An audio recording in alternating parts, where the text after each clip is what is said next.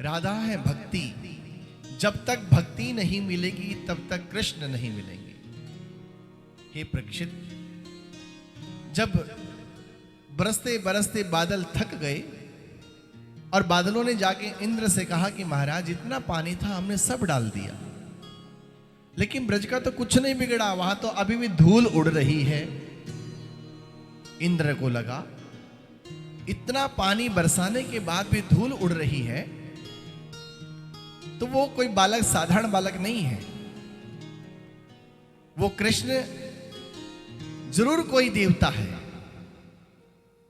और ये भी तो हो सकता है। एक बार मैंने भगवान के मुख से ही सुना था कि मैं द्वापर युग में कृष्ण के रूप में नंद और यशोदा के यहां अवतार लूंगा। कहीं भगवान का अवतार तो नहीं हो गया? और यदि भगवान का अवतार हो गया है और उन भगवान का मुझसे तिरस्कार हो गया, उन भगवान के आगे मैंने अपना अभिमान दिखाया, तो मुझे क्षमा कैसे मिलेगी? मुझे प्रभु क्षमा कैसे करेंगे? तो इंद्र अपनी गाय के पास गया, गौ माता की शरण में गया। मैं हमेशा कहता हूं, सांसों के रहते अपने जीवन में एक बार गौ दान अवश्य करना चाहिए। वैसे तो गौ सेवा करनी ही चाहिए, क्योंकि गौ सेवा जो करते हैं उन्हें कृष्ण की प्राप्ति होती है। क्योंकि कृष्ण को दो ही चीजें प्रिय हैं, या तो वेणु या फिर रेणु। भगवान कृष्ण की गाय का नाम है रेणु। और ब्रज में कृष्ण ने दो का त्याग कभी नहीं किया, ना तो वेणु को छोड़ा और ना ही रेणु को छोड़ा। गोपी कहती है, बहन हम तो मनुष्य ऐसे ही बने, बांस की पोरी बन जाते, उसके हाथों से तो लिपटे रहते। हम तो गाय बन जाती तो उसके श्री अंग से लिपटी तो रहती। कृष्ण को दो प्रिय हैं, वेणु और रेणु। तो जो गौ सेवा करता है उस पर भगवान का अनुग्रह होता है। और जीवन में एक बार गौदान अवश्य करना चाहिए। जब हम प्राण त्यागेंगे तो वही गौ माता अपनी पूंछ पकड़ा करके हमें बैकुंठ का द्वार तक ले जाएगी और बैकुंठ के द्वार को खोल के हमें नारायण के चरणों में डाल देगी। हे परीक्षित, इंद्र अपनी गौ माता की शरण में गया है। इंद्र की गाय का नाम है सुरभि। स्वर्ग की गाय का नाम है कामधेनु। वशिष्ठ मुनि की गाय का नाम है कपिला। और राजा दिलीप की गाय का नाम है नंदनी। तो इंद्र अपनी गौ माता के शरण में गया और सब वृतांत जब बताया तो कहा कि मां, अब कृष्ण मुझे क्षमा कैसे करेंगे? सुरभि कहती है कि मुझसे प्रभु बड़ा प्रेम करते हैं, मैंने आज तक भगवान से कुछ नहीं मांगा, आज मैं तेरे लिए मांगूंगी क्योंकि तूने मेरी सेवा की है। और सुरभि इंद्र को लेकर के भगवान के पास पहुंची। उस समय भगवान शिला पर बैठे हुए थे, पर्वत नीचे रख दिया था। सारे ब्रजवासी अपने अपने घर जा चुके थे। बाल रूप से भगवान भी ब्रज में चले गए और अपने दिव्य स्वरूप से भगवान शिला पर बैठे हुए हैं। जब सुरभि ने दूर से भगवान को बैठे हुए देखा तो वात्सल्य उमड़ पड़ा, ममता उमड़ पड़ी और सुरभि के स्तनों से दूध की धार बह चली और भगवान की जटाओं में, भगवान के सुंदर केशों में सुरभि गौ माता ने दुग्धाभिषेक कर दिया। दुग्ध से स्नान कराया, अभिषेक किया भगवान का, तो भगवान मुस्कुराने लगे।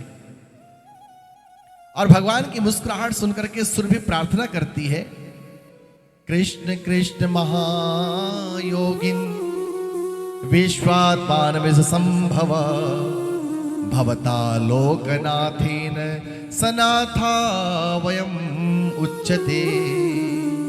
हे कृष्ण, नमस्तुभ्यं भगवते पुरुषाय महात्मने वासुदेवाय कृष्णाय सात्वतां पतये नमः। हे प्रभु, आपकी दासी आपको प्रणाम करती है। जैसे ये शब्द कहा, भगवान आंखें खोलते हैं और कहते हैं, सुरभि तुम मेरी दासी नहीं हो, मैं तुम्हारा दास हूं। हे सुरभि, तुम्हारे कारण ही मेरी महिमा है। स्वागतम ओ महाभाग, तुम्हारा स्वागत है ब्रज में। किस प्रयोजन से आई हो? तब सुरभि कहती है कि मेरे पुत्र से एक गलती हो गई प्रभु, एक अपराध हो गया। आपकी महिमा न जान करके उसने अभिमानवश आसमान से, आकाश से जलधारा बरसाई ब्रज के ऊपर, ब्रज को नष्ट करना चाहा।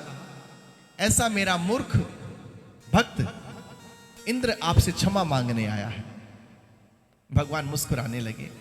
भगवान ने कहा, इंद्र को तो मैं वैसे ही क्षमा कर दूंगा, क्योंकि इंद्र ने जो कार्य किया है उस कार्य से 7 दिन तक मेरे सारे लोग, मेरे सारे जन 7 दिन तक दिन रात मेरे पास ही रहे।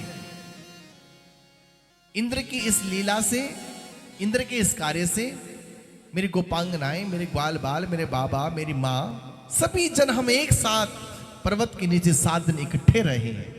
हम सब लोगों को इकट्ठा करने का कार्य इंद्र ने किया है, तो इंद्र को मैं तो वैसे ही क्षमा कर रहा हूं सुरभि। और जब भगवान ने ऐसी बात कही तो सुरभि ने इशारा किया इंद्र को कि इंद्र जाओ और चरण पकड़ लो।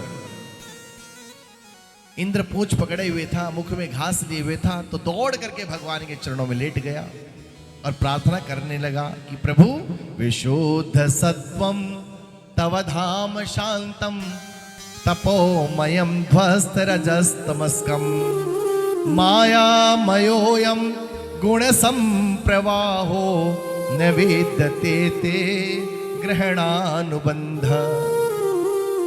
आपकी माया में कौन आसक्त नहीं हो सकता प्रभु?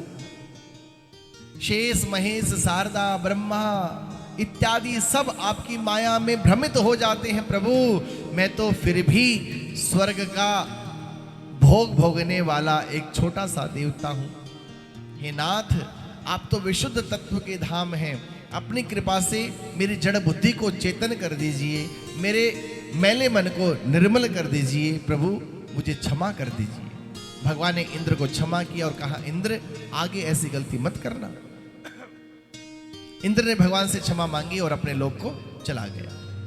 अब भगवान जैसे ही ब्रज में आए, सारे ब्रजवासी बालक चर्चा करने लगे, भैया कन्हैया में कुछ न कुछ तो है। हम सबने लाठियां लगाई हुई थी और जैसे कृष्ण ने उंगली नीचे की, लाठियां सबकी टूट गई और कृष्ण ने फिर से पूरे गिरिराज को अपने नख पर धारण किए रखा। मानो ना मानो, ये कृष्ण साधारण बालक नहीं है, ये कोई ना कोई देवता का अंश है। चलो आज कृष्ण से पूछ ही लेते हैं। तो ग्वालों ने घेर लिया, कहने लगे, कन्हैया सच बता, तुझे मेरी सौगंध। मधुमंगल, श्रीदामा, तोस इत्यादि सब अपनी अपनी सौगंध दे के पूछने लगे। तो कन्हैया ने कहा, सुनो भैया, मैं ना कोई देवता हूं, ना मुझ में कोई शक्ति है। ये तो कछु माखन को बल बढ़ो, हमने इतना माखन जो खाया है, उस माखन खाए हुए का बल आज काम आ गया, जो मैंने गिरिराज जी को तुम्हारी सहायता से उठा लिया। और तुमने सुना नहीं वो गोपियां क्या कह रही थी कि गिरिराज तुमने नहीं, हमारी राधा रानी ने पलकों पे खड़ा कर रखा है। राधा रानी की पलकों पे गिरिराज जी खड़े हैं। अरे भूल गए? कछु माखन को बल बढ़ो, कुछ गोपन करी सहाय, श्री राधे जो की कृपा से मैंने गिरिवर लियो उठा। भैया मुझ में मेरी कोई शक्ति नहीं है, मैंने तो राधा रानी की कृपा से गिरिराज जी को उठाया है, मुझ में मेरी कोई शक्ति नहीं। जो दूसरों को सदा मान देते हैं वो प्रभु गोविंद कहलाए हैं। इस लीला से प्रभु का नाम पड़ गया गोविंद। गोविंद का मतलब समस्त इंद्रियां प्रीतम को चाहें, वही गोविंद है। समस्त इंद्रियां जिस प्रीतम को चाहें वो गोविंद है, वो कृष्ण है।